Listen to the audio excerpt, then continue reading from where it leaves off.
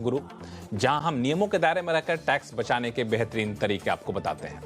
नमस्कार, मैं हूं लक्ष्मण राय और आज हमारे टैक्स गुरु होंगे जाने माने टैक्स एक्सपर्ट मुकेश पटेल साहब, जो कि अहमदाबाद से जुड़ रहे हैं। मुकेश पटेल साहब से हम लोग लंबी चर्चा करेंगे, इसलिए अगले आधे घंटे तक कहीं जाइएगा नहीं, क्योंकि हम शो में बताने वाले हैं कि अगर शेयर बाजार से होती है मोटी कमाई तो इनकम टैक्स में किन किन खर्चों को कर सकते हैं क्लेम।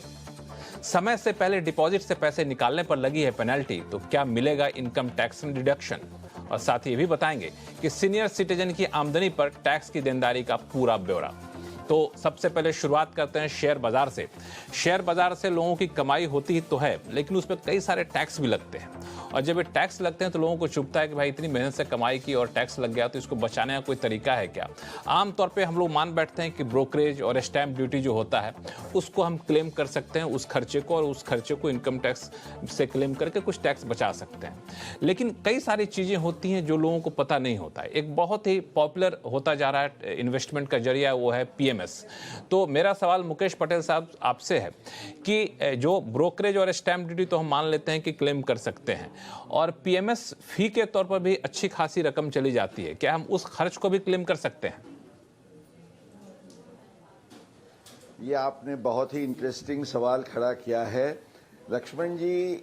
इस मुद्दे पर हालांकि हम दर्शकों को ये बताएं, मेरा पर्सनल व्यू ये है कि PMS फीस जो है वो खर्च के तौर से ज़रूर, तो सेक्शन 48 है जिसमें कहा गया है कि any expenditure incurred wholly and exclusively for purpose of in connection with the transfer। तो ये जो एक इंटरप्रिटेशन है ये बहुत ही नाजुक है, और कई ट्रिब्यूनल्स ने उसको अलग अलग तरीके से उसको तोला है। अब ज़्यादातर ट्रिब्यूनल्स का कहना यह है कि जो PMS की फीस है उसका डिडक्शन टैक्स पेयर या इन्वेस्टर को इसलिए मिलना चाहिए क्योंकि ये जो खर्च है, अगर ये खर्च नहीं करते हैं तो आपको जो मार्केट में कमाई होती है वो कमाई होगी नहीं। तो ये जो फीस है वो जैसे ही ब्रोकरेज और स्टैंप ड्यूटी है, on the same analogy it should be allowed as a deduction. ये ट्रिब्यूनल ने ये भी कहा है कि इसको सीमित नहीं रखना चाहिए और इसको एक ब्रॉडर व्यू में लेना चाहिए, क्योंकि ये जो दो व्यूज हैं, तो सुप्रीम कोर्ट ने ये कहा है लक्ष्मण जी कि अगर कोई भी मुद्दे पर दो मंतव्य है तो जो इन्वेस्टर या टैक्स पेयर के लिए फायदा कारक है उसको फॉलो करना चाहिए। इसलिए हम जरूर PMS फीस को डिडक्शन के तौर पे लें। चूंकि आपने जो समझाया मुकेश जी, मुझे ये समझ में आ रहा है कि ये बहुत ही साफ तरीके से इनकम टैक्स के कानून में कहीं नहीं लिखा है, लेकिन आप एक सेक्शन का हवाला देते हुए इसका इंटरप्रिटेशन कर रहे हैं और ये मान के चल रहे हैं कि PMS फी जो है उसका डिडक्शन ले सकते हैं। ट्रिब्यूनल ने भी ये एस्टेब्लिश किया है और सुप्रीम कोर्ट का भी फैसला है। तो ये मान के चलूं कि अगर PMS फी को हम डिडक्शन के तौर पर क्लेम करते हैं तो इनकम टैक्स विभाग भी अब स्वीकार कर चुका है, या फिर किसी भी तरह का कोई नोटिस आने का डर तो नहीं रहता है? नहीं, मैं मानता हूं कि देखिए ट्रिब्यूनल के जो डिसीजंस हैं टैक्स पेयर की फेवर में, तो अगर आप इस पर आधार रख के एक बोनाफाइड क्लेम करना चाहते हैं जरूर करिए। अगर आप डर के चलेंगे कंजर्वेटिवली कि भाई मुझे एक दो ट्रिब्यूनल के अलग व्यूज हैं तो अलग बात है, पर मैंने जैसे बताया सुप्रीम कोर्ट ने खुद कहा है अगर दो व्यूज अवेलेबल है तो टैक्स पेयर के फेवर का व्यू लेना चाहिए। बिल्कुल, तो टैक्स पेयर के फेवर का व्यू ये है कि PMS फी को आप डिडक्शन के तौर पर क्लेम कर सकते हैं और आप टैक्स बचा सकते हैं। एक और टैक्स बचाने का मामला मैं समझना चाहूँगा आपसे कि जो शेयर बाजार के निवेशक हैं उनको एक जो खर्च के तौर पर अच्छी खासी रकम जाती है वो है STT के तहत, सिक्योरिटी ट्रांजैक्शन टैक्स। तो इसमें भी रकम तो मोटी चली जाती है, तो क्या इसको भी हम क्लेम कर सकते हैं क्या रिडक्शन के तौर पे? अब इसमें हमें दो नजरिए से ये देखना होगा। सबसे पहले अगर कैपिटल गेन्स की बात करते हैं तो जो सेक्शन 48 जिसका जिक्र मैंने आगे किया, जिसके तहत आपको एक्सपेंसेस का डिडक्शन मिलता है, उसमें ये साफ एक प्रोविजो कर दिया गया है कि सिक्योरिटीज ट्रांजैक्शन टैक्स STT की कोई भी अमाउंट इन्वेस्टर या टैक्स पेयर ने पे की है तो वो डिडक्शन नहीं मिलेगी। माना आप कैपिटल गेन्स दिखा रहे हैं, इन्वेस्टर हैं, तो आपको ये डिडक्शन नहीं मिलेगा। But on the other hand अगर आप ट्रेडर हैं, आप माना आपका जो शेयर का जो भी प्रॉफिट या गेन है वो बिजनेस या बिजनेस के तौर से आप दिखा रहे हैं, तो सेक्शन 36 जो है, जो बिजनेस डिडक्शंस के लिए जिसको खास रखा गया है, इसमें एक स्पेसिफिक प्रोविजन है कि एसटीटी का कोई भी अमाउंट आपने पे किया है तो वो आपको डिडक्शन मिलेगा। So business income STT deduction yes, capital gains STT deduction no. तो बिल्कुल, अगर आप शेयर बाजार के निवेशक हैं और इनकम टैक्स बचाना चाहते हैं तो कई सारे खर्चे हैं जिसको आप डिडक्शन के तौर पर क्लेम कर सकते हैं, जो आम लोगों को कई बार पता नहीं होती हैं। लेकिन मुकेश पटेल साहब ने बिल्कुल साफ कर दिया है और इसका फायदा उठा सकते हैं। अब शुरू करते हैं सवाल जवाब का सिलसिला। सबसे पहले चलते हैं झारखंड, जहाँ से मोहम्मद फिरोज साहब हमारे साथ फोन लाइन पर जुड़ चुके हैं। फिरोज साहब नमस्कार। जी नमस्कार सर जी, कैसे हैं? गुरु को मेरा प्रणाम जी, कैसे हैं आप? बहुत बहुत बढ़िया से हूँ। आप सब कैसे हो? हम लोग बहुत अच्छे हैं और बहुत अच्छा लगा कि झारखंड से आप हमारे शो को देखते हैं और हमारे टैक्स गुरु में जुड़ रहे हैं। बताइए टैक्स गुरु कहाँ आपकी मदद कर सकता है? सबसे पहले तो आप लोगों का मैं शुक्रगुजार हूँ कि आपने मेरा सवालों को लिया जी, और इसी तरह से आप हमारा रहनुमाई करते रहे। बहुत बहुत धन्यवाद आपका। जी, सवाल मेरा ये है सर कि मैं केसीओ में काम करता हूँ, जहाँ मुझे कन्वेंस अलाउंस के तौर पर एनुअली 18,600 रुपये मिलते हैं। ठीक है। तो जब मैं रिटर्न फाइल लेकिन जब एम्प्लॉयर जो मेरा है वो कन्वेंस अलाउंस पर टैक्स काटता है। अच्छा। तो जब मैं रिटर्न फाइल करता हूँ तो उसमें कन्वेंस अलाउंस को क्या मैं एग्जेम्पशन में ले सकता हूँ स्टैंडर्ड डिडक्शन के साथ साथ, कि जब मैं स्टैंडर्ड डिडक्शन क्लेम कर रहा हूँ तो कन्वेंस अलाउंस को नहीं ले पाऊंगा? अच्छा मुकेश जी। फिरोज जी आपके लिए, हाँ लक्ष्मण जी, फिरोज जी और इनके जैसे बहुत सारे दर्शक हैं, उनके लिए एक खुशखबरी ये है। देखिए आपका ये जो टीडीएस काटा गया उस पर आप क्या करें वो तो मैं आपको बताऊंगा, लेकिन इन प्रिंसिपल जो कन्वेयंस अलाउंस की टैक्सेबिलिटी की क्या पोजीशन है और ओल्ड स्कीम में क्या है, न्यू स्कीम में क्या है, वो दोनों बातों पर मैं थोड़ा फोकस करूंगा। तो कन्वेयंस अलाउंस जो दिया जाता है एम्प्लॉयर द्वारा एम्प्लॉई को, उसका मकसद ये है कि एम्प्लॉई ने अगर अपनी ऑफिशियल ड्यूटीज डिस्चार्ज करने के लिए कोई खर्च किया है और वो ये अगर डिक्लेयर करता है कि ये अलाउंस का उपयोग मैंने मेरी ड्यूटीज बजाने के लिए किया है, तो to that extent it can be treated as exempt. तो आम तौर से कन्वेयंस अलाउंस को सेक्शन 10(14) में एग्जम्प्ट गिना जाता है। अब ओल्ड स्कीम में तो कोई दिक्कत है ही नहीं, क्योंकि वो तो कई सालों से आपके स्टैंडर्ड डिडक्शन के साथ आप कन्वेयंस अलाउंस का भी 10(14) का डिडक्शन एग्जम्पशन लेते थे।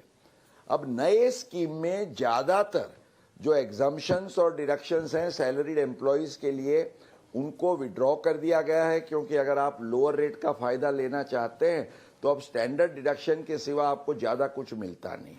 पर इसमें जो एक इंपॉर्टेंट एक्सेप्शन रखा गया है वो ये कन्वेयंस अलाउंस या टूर ट्रांसफर अलाउंस जो सेक्शन 10(14) में एग्जम्प्ट होता है, उसके लिए सीबीडीटी का नोटिफिकेशन है, नोटिफिकेशन नंबर 38 ऑफ 2020, और इसमें साफ कहा गया है कि ये कन्वेयंस अलाउंस है वो नई स्कीम का सेक्शन 115 बीएसी का जो फायदा ले रहा है टैक्स पेयर, उसके केस में भी उसको ये फायदा मिलेगा। तो आप ओल्ड या न्यू कोई भी स्कीम में हो, स्टैंडर्ड डिडक्शन और कन्वेयंस अलाउंस दोनों का फायदा ले सकते हैं। अब सवाल यह है कि आपके केस में अगर आप एस्टैब्लिश कर सकते हैं कि आपको जो कन्वेयंस अलाउंस दिया गया है वो आपने यूज किया है आपकी ऑफिशियल ड्यूटी के लिए, आप अपने रिटर्न में इसको जरूर से एग्जम्प्ट दिखा के उसके आधार से रिफंड क्लेम कर सकते हैं। चलिए, बहुत अच्छा आपने तरीका बताया फिरोज साहब। मुझे लगता है कि आपकी समस्या सुलझ गई होगी। जी बिल्कुल सर, मेरी समस्या बिल्कुल ऐसे जैसा मुकेश जी ने बताया वैसा आप कोशिश करिए, कहीं कोई उलझे हो तो फिर हम लोग तो हैं ही। अब चलते हैं मुंबई, जहां से हितेश पटेल साहब हमारे साथ फोन लाइन पर जुड़ चुके हैं। हितेश जी नमस्कार। नमस्कार लक्ष्मण जी, कैसे हैं आप? बहुत धन्यवाद हमारा सवाल को आपके शो में शामिल करने के लिए, जो काफी बहुत ही बढ़िया प्रोग्राम है। चलिए, बहुत बहुत सही धन्यवाद सलाह हौसला और बढ़ाने सटीक के सलाह लिए। मिलती है। बिल्कुल, बहुत बहुत धन्यवाद हौसला बढ़ाने के लिए। बताएं क्या उलझन है आपकी? सर, मेरा सवाल बहुत छोटा लेकिन बहुत महत्वपूर्ण इसलिए है कि मैं शेयर बाजार से रिलेटेड काम करता हूँ, इन्वेस्टमेंट्स में। तो अभी ये 22-23 मतलब फाइनेंशियल ईयर 22-23 में मुझे लॉन्ग टर्म गेन हुआ है करीब 75,000 रुपए का, 75,000 का। अरे वाह। और सामने मुझे शॉर्ट टर्म लॉस हुआ है 56,000 का, 56,000 का। अच्छा। तो अभी ये टैक्स रिटर्न हम जब भरने जा रहे हैं तो ये लॉन्ग टर्म कैपिटल गेन जो 1 लाख की लिमिट है उसके अंदर है। तो मेरा सवाल ये है कि जब मैं टैक्स कैलकुलेटर में ऑनलाइन जाके ये फिगर डालता हूँ तो शॉर्ट टर्म लॉस मुझे कैरी फॉरवर्ड नहीं दिखाई दे रहा है। अच्छा। तो बाकायदा मेरे हिसाब से मिलना चाहिए, पर अभी प्लीज इसके विषय में मुझे जरा ज्यादा जानकारी दीजिए। बिल्कुल, आपका सवाल छोटा था लेकिन वाकई काफ़ी महत्वपूर्ण सवाल है। बहुत सारे शेयर बाजार के निवेशक इस तरह की उलझनों को फेस करते हैं। मुकेश पटेल जी हैं, वो बिल्कुल इसको दूर कर देंगे, इस दिक्कत को। मुकेश जी, क्या सुझाव है इनके लिए? बिल्कुल हितेश जी, अब इस साल तो आप ट्रैप में आ गए हैं, क्योंकि जैसे आपने बताया सिस्टम है वो आपको अलाउ नहीं करेगी। और इसमें सिस्टम की गलती भी नहीं है, क्योंकि जो इनकम टैक्स एक्ट के प्रावधान हैं इसमें ये जो 1 लाख तक का एग्जम्पशन है ना, वो एग्जम्पशन इज क्वा द पेमेंट ऑफ टैक्स। माना सेक्शन 112A में ये कहा गया है कि अगर आपका लॉन्ग टर्म कैपिटल गेन कोई होता है तो 1 लाख रुपए से अगर कोई ज्यादा है गेन तो आपको टैक्स 1 लाख से ज्यादा अमाउंट पर ही लगेगा, 1 लाख से कम अमाउंट पर नहीं लगेगा। पर इसका मतलब ये हुआ कि कैपिटल गेन जो है वो तो आपको रिटर्न में दिखाना पड़ता है और सिस्टम भी ये ले लेता है। और आम तौर से जो शॉर्ट टर्म का कैपिटल लॉस होता है that is set of against the long term gain या शॉर्ट टर्म गेन। तो इसलिए ये तो सिस्टम के आधार से कोई गलत बात नहीं है, आप ये फायदा नहीं ले सकेंगे। पर ये अनुभव के बाद आप और आपके जैसे बहुत सारे निवेशक इसमें से ये सीख ले सकते हैं कि ये 1 लाख रुपए का जो एग्जम्पशन है उसका पूरा फायदा लेने के लिए अगर आपको कोई लॉस हुआ है तो वो लॉस के सामने आप टैक्सेबल गेन उतना करिए ताकि एक दूसरे के सामने वो सेट ऑफ हो। और ये 1 लाख रुपए तक का आपको ऑटोमेटिकली वो अलग से गिना जाए, ताकि ये जो प्रॉब्लम आपके लिए हो रहा है वो दैट में नॉट टेक और नॉट गेट रिपीटेड। लक्ष्मण जी, ये उनको ध्यान में रखें। बिल्कुल। तो चलिए, इस बार तो शायद आपको ये फायदा नहीं मिलेगा, लेकिन अगली बार के लिए आप इसका ख्याल रख सकते हैं और आप अगली बार चाहें तो टैक्स बचा सकते हैं। हितेश जी, कोई कंफ्यूजन? नहीं, बहुत सटीक सलाह दी है मुकेश जी, बहुत बहुत धन्यवाद आपका। मुझे मेरा आंसर मिल गया कि ये साल कैरी फॉरवर्ड नहीं मिल सकता है। चलिए, तो बहुत बहुत धन्यवाद सर। चलिए, बहुत बहुत धन्यवाद टैक्स गुरु से जुड़ने के लिए। फिर कभी कोई उलझन हो तो हमसे संपर्क करिएगा। फिलहाल वक्त है छोटे से ब्रेक का। ब्रेक के बाद बताएंगे समय से पहले डिपॉजिट से पैसे निकालने पर लगी है पेनल्टी, तो क्या मिलेगा डिडक्शन, बताएंगे छोटे से ब्रेक के बाद। नमस्ते लक्ष्मण जी, नमस्ते मुकेश पटेल जी। जी नमस्कार। नमस्कार। पहले मेरा धन्यवाद, मेरा आंसर आप मेरा सवाल आप लेने के लिए कि मैं एक सीनियर सिटीजन हूँ का, और मेरा जो इनकम है टोटल इनकम है सिर्फ 4 हेड से सन बनता है। पहले जो है इनकम फ्रॉम अदर सोर्सेस जैसे बैंक इंटरेस्ट और कंपनी डिविडेंड एक्स्ट्रा। दूसरा जो है short term capital gains on shares. तीसरा long term capital gains on shares. चौथा long term capital gains on property. मैं अभी सिर्फ 87A का रिबेट का क्लैरिफिकेशन चाहता हूँ।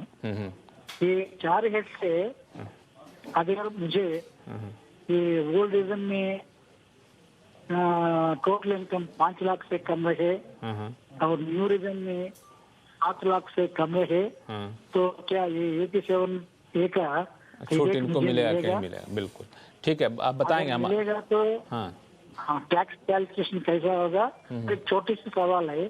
और शेयर्स क्या कैपिटल गेन्स का गिनती में कौन सा एक्सपेंसेस डिडक्ट कर सकते हैं, जैसा ब्रोकरेज, एसटीटी, स्टैम्प ड्यूटी, इनमें से क्या डिडक्ट कर सकते हैं?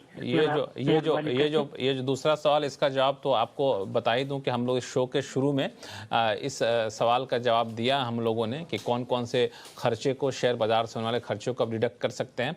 जो पहला सवाल है वो आपको अभी मुकेश पटेल साहब बताएंगे उसका जवाब। मुकेश जी। बिल्कुल। लक्ष्मण जी, नायडू जी के लिए खुशखबर ये है कि इनको कोई भी टैक्स भरना नहीं होगा। अरे बहुत बड़ी खुशखबरी आपने दे दी इनको। क्योंकि वो जो सीनियर सिटीजन की जो 3 लाख की लिमिट है और इसके अलावा जो 5 लाख के दायरे में 87A का जो उनको रिबेट एलिजिबल है, उसमें हालांकि जो अपना long term capital gain on shares है जिस पर रिबेट नहीं मिलता है, भले रिबेट नहीं मिले पर वो जैसे हम आगे डिस्कस कर रहे थे 1 लाख रुपए के अंदर के दायरे में है, इसलिए वो पूरा एग्जम्प्ट हो जाएगा, उस पर कोई टैक्स नहीं लगेगा। और जो शॉर्ट टर्म कैपिटल गेन है और जो उनका प्रॉपर्टी का गेन है, वो दोनों के लिए 87A का रिबेट जरूर मिल सकता है। इसलिए जहां रिबेट नहीं मिलता है वो एग्जम्पशन में चला जाएगा और जहां रिबेट मिलता है उसके कारण वो 5 लाख के दायरे में रहते हुए उनको कोई टैक्स नहीं भरना होगा। चलिए, तो खुश हो जाए Naidu ji, enjoy zero tax. बिल्कुल कोई टैक्स देने की जरूरत आपको नहीं है। और ब्रेक पे जाने से पहले हमने आपसे वादा किया था कि एक खबर बताएंगे, वो ये कि डिपॉजिट में से अगर आप समय से पहले विड्रॉल कर लेते हैं, जिसको प्री मैच्योर विड्रॉल कहते हैं, तो उस पर कई बार पेनल्टी लगती है। तो मुकेश जी, ऐसे पेनल्टी को क्या हम डिडक्शन के तौर पर क्लेम कर सकते हैं क्या? क्योंकि ये पेनल्टी कह सकते हैं कि जो इनकम, जो हमें इंटरेस्ट मिलता था उसमें से कट जाता है, तो क्या हम इनकम टैक्स में इस पर रिबेट ले सकते हैं, डिडक्शन? बिल्कुल लक्ष्मण जी, ये बहुत ही इंपॉर्टेंट सवाल है क्योंकि कई केसेस में जब प्री मेच्योर एनकैशमेंट होता है, आपको जितना इंटरेस्ट मिलना चाहिए वो मिलता नहीं है, या तो अगर आगे दिया गया है एक्रूड इंटरेस्ट तो उसमें से ये जो पीनल उनका जो चार्ज होता है वो डिडक्ट कर देते हैं। तो जो रियल इनकम थियरी है उसके आधार से एक्चुअली आपको जितना इंटरेस्ट मिला है उसी इंटरेस्ट पर आपको टैक्स भरना होगा और बाकी का जो है it is in the nature of loss. इस पर एक मध्य प्रदेश हाई कोर्ट का 1997 का बहुत ही इंपॉर्टेंट डिसीजन है जो कि it almost is settled position, क्योंकि उसको डिपार्टमेंट ने चैलेंज भी नहीं किया है।